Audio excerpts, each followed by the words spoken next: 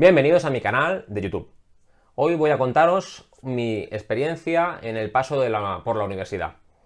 Es una anécdota, evidentemente no voy a contar todo. Voy a contar una anécdota que tiene que ver con algo que se ha oído últimamente en los medios de comunicación. Y es los profesores que venden sus libros en clase. Hay muchos profesores que cuando vas a clase de la universidad, llegas allí el primer día de clase y te dicen que para aprobar su asignatura te recomiendan el libro X, ¿no?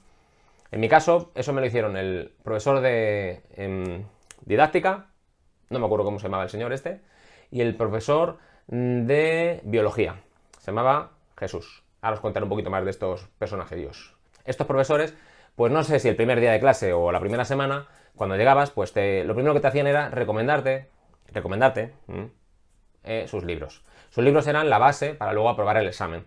En aquella época, cuando yo estudié pedagogía un año, luego ya cambié de carrera, ¿no? Pero cuando estudié pedagogía, en aquella época se llevaba mucho lo de fotocopiar libros. Tú ibas a Moncloa, ¿no? En Madrid, hay una parada de metro en la que había muchísimas reprografías. No sé si a día de hoy seguirán, supongo que no, pero había muchísimas. Cuando digo muchísimas, que como 10 o 20. Te cogías un libro de la biblioteca, lo llevabas allí y lo fotocopiabas. ¿Qué ocurría cuando un profesor te vendía su propio libro en clase? Te lo recomendaba que tenías que usar su propio libro para aprobar su asignatura. A ver quién era el guapo que lo llevaba a clase fotocopiado. Yo creo que nadie se atrevía. Entonces tenías dos opciones. O lo fotocopiabas y te arriesgabas a que te pillaran y no llevarlo jamás a clase, pero ya se encargaban los profesores que de vez en cuando fuera necesario, para hacer algún trabajo, para hacer lo que fuera necesario llevarlo a clase. Entonces, voy a contar la historia del profesor de didáctica, de primero de pedagogía en la Universidad Complutense. Este señor, recuerdo que nos recomendó su libro. Yo acababa de entrar a la universidad, no tenía muy claro de qué iba esto de que te recomendaran un libro. De hecho, no sabía ni siquiera que era el suyo. Él recomendó un libro, ¿no? Y este es tal. Y la semana que viene, pues en clase se podrá comprar. Valdrá, pues no me acuerdo, eran pesetas, ¿vale? 2.500, no me acuerdo, 2.500 pesetas. Entonces, para que todo el mundo fuera preparando el dinero, ¿no? Yo no lo compré. No sé qué hice. Yo creo que esa asignatura no la probé. Pero bueno, porque no me gustaba nada. Y entonces, bueno, a la semana siguiente el hombre de repente desaparece de clase sin decir nada, fue como todo muy estábamos en clase y de repente desaparece y entran como 2 o 3 acólitos suyos, ¿no? Acólitos, pelotillas, supongo, o no sé, chavalitos, ¿no? Eran chavalitos que, pues de mi edad de aquella época, un poquito más mayores, no mucho más, ¿eh? O sea, entiendo que eran estudiantes, acólitos, y digo pelotillas porque supongo que algo le tenían que pelotear, ¿no? Para estar allí, entrar a nuestra clase a vender su libro. Estos acólitos iban por nuestros sitios, por nuestras mesas, que nos habían puesto además distribuidos en grupos, no sé por qué, el profesor nos había distribuido como en grupos, así en círculo, y iban preguntando quién quería el libro, ¿no? Entonces ahí ellos iban, te daban su libro y tú pagabas. Entiendo que el profesor se salía de clase para que nadie dijera, es que vendes el libro en tus clases. No, yo no vendo el libro en mis clases. Lo han vendido unos chicos por ahí, han llegado a clase y lo han vendido, pero yo no he sido. Entiendo que era por eso el tema de salirse el de clase. Aún así, a pesar de que él se saliera de clase, me sigue pareciendo inmoral.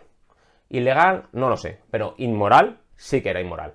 ¿Cómo puedes vender tu libro en clase? ¿Cómo puedes además hacer una asignatura en la que obligas a los estudiantes a estudiar tu propio libro? Hay un conflicto de intereses grandísimo. El libro, como no lo compré, como no aprobé esa asignatura, no puedo deciros si merecía la pena, si estaba muy bien, porque yo creo que es que ni hice fotocopias. Esa asignatura directamente me pareció tal caca de la vaca que no la aguantaba. Con perdón para los que hayan estudiado pedagogía y esa asignatura les haya gustado, pero a mí de didáctica no me gustaba nada. Entonces no puedo decir si ese libro merecía la pena. Pero tuve otro profesor, se llamaba Jesús, y daba biología.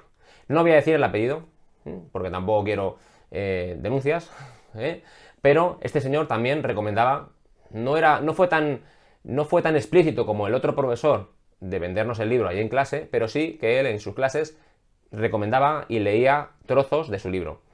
Su libro se llamaba Cerebro, Mente y Holograma. Voy a hacer una pequeña crítica de este libro, porque este libro sí que en su momento lo tuve.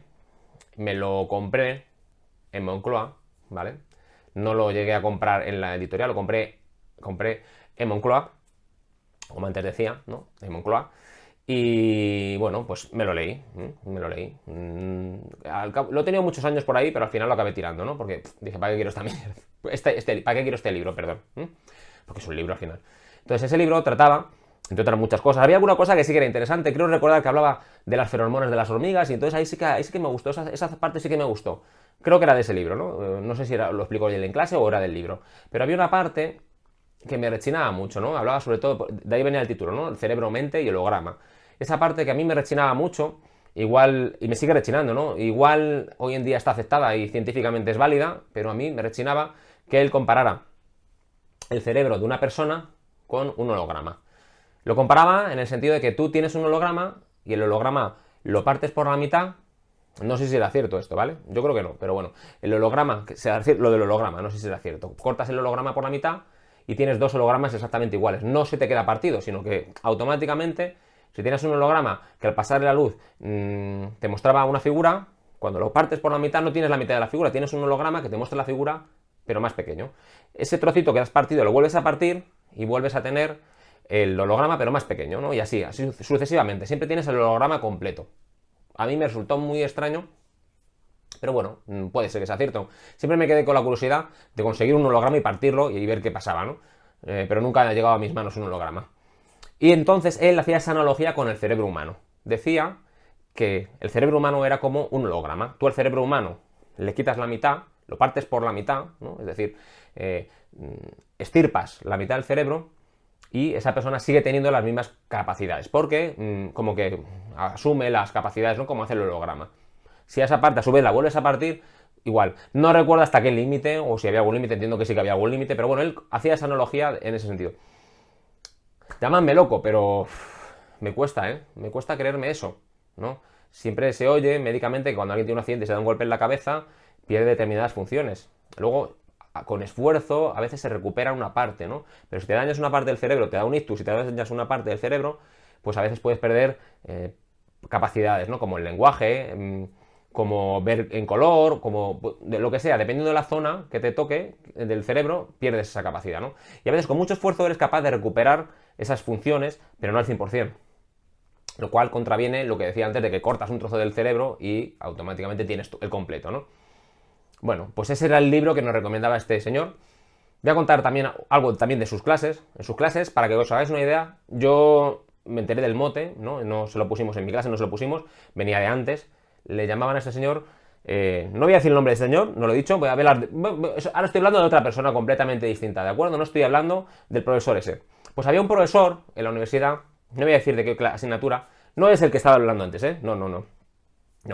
Estoy hablando de un profesor en general, que no digo nombres porque no me acuerdo, ¿no? Ni sé qué asignatura daba. Pues había un profesor que le llamaban el salido. Yo recuerdo cuando estábamos ahí en clase, un día dijeron, sí, joder, vaya, nos ha tocado el salido. Y yo me quedé, digo, ¿por qué le llaman el salido? He de deciros además que en pedagogía éramos en clase unos 240 personas más o menos, de los cuales había como 5 chicos solo, el resto eran mujeres. Entonces, si le llamaban el salido, por algo sería, digo yo. Entonces, según fue avanzando el curso, ¿no? Porque a mí esa clase sí que más o menos me llamaba la atención, aunque no me llamaba la atención a priori, luego me pareció una mierda, pero me llamaba la atención y sí que iba a clase y bueno, atendía. Pues, según avanzaba el curso, pues de vez en cuando estaba dando alguna charla de algo, contando algo, explicando algo, soltaba chascarrillos como, por ejemplo, tú, esa que está en la primera fila, si yo cojo y te echo un polvo, pues es como el no sé qué, ¿no? Hacía una analogía con algo. Siempre hacía analogías con alguna de las féminas de clase. Entonces, claro, pues eso, en un contexto de amigos, bueno, puede ser, ¿no? Puedes hacer una broma con una amiga y decirle, pues yo te echaba un polvo y no sé qué. Y bueno, puede quedar, bueno, si tienes confianza con la amiga, no pasa nada, ¿no? Pero en un contexto maestro, profesor de universidad, alumna, a mí eso me rechinaba. Entonces ahí es cuando comprendí que sí, que lo del salido venía por eso, ¿no? Esto no tiene nada que ver, lo que os acabo de contar, esta pequeña anécdota, no tiene nada que ver con lo de vender libros, pero me ha parecido interesante contarlo para complementar el vídeo, ¿no? Lo que decía al principio, profesores que venden libros, sus libros en clase, me parece completamente inmoral. Profesores que dentro de una asignatura, con un temario que se ha elegido desde el grupo docente y tal, que puedas dentro de la bibliografía recomendar tu libro, porque tu libro lo has adaptado al temario, bueno, me puede parecer bien. Sin embargo, lo que suele ocurrir, porque luego me pasó cuando estudié en la universidad en informática, muchos de los libros que eran recomendados, la verdad es que desconozco si eran recomendados escritos por el profesor que los recomendaba. Nunca lo llegué a comprobar, porque en la universidad en la que yo estudiaba era la UNED, entonces hay muchísimos profesores, ¿no? Entonces, a lo mejor a mí me daba clase uno, pero no era realmente el catedrático, ¿no? Pero muchos de los libros eran coescritos por 4 o 5 profesores, ¿no? Pues esos libros eran una auténtica basura, llenos de ratas, llenos de mala información, poca información, todo confuso, muy malos, ¿no? Entonces, siempre he pensado que esos libros también eran escritos por los catedráticos aprovechándose de su situación en la universidad para poder recomendar, bueno, para poder poner esos contenidos como contenidos obligatorios, ¿no? Nunca lo he comprobado. Algún día igual me da por... Bueno, ya no ha pasado muchos años, pues ya no puedo comprobar si el autor de esos libros era el catedrático de la universidad en aquellos momentos, ¿no? Pero me huelo que sí. Bueno, pues muy mal también. Si de verdad es un libro que va a ser el recomendado, bueno, el base, porque no era el recomendado, era el básico, el que tenías que comprarte para probar la asignatura, por lo menos que no tenga ratas, por lo menos que consigas aprender con él, ¿no? Que tenga unos contenidos que valgan de algo, no que no valgan, ¿no? Que realmente estabas haciendo ejercicios y era como, pero si esto está mal, esto no me sale, es que es una rata. Luego había fe de ratas por ahí por internet, eran los inicios de internet, y decías, pero si es que hay más fe de ratas que propio libro, corrígelo, hombre, que no estamos gastando un dineral en estos libros. Bueno, eso también es amoral, ¿no? Bueno, ya está, yo creo que me he enrollado demasiado. Muchas gracias y nos vemos en próximos vídeos. Hasta luego.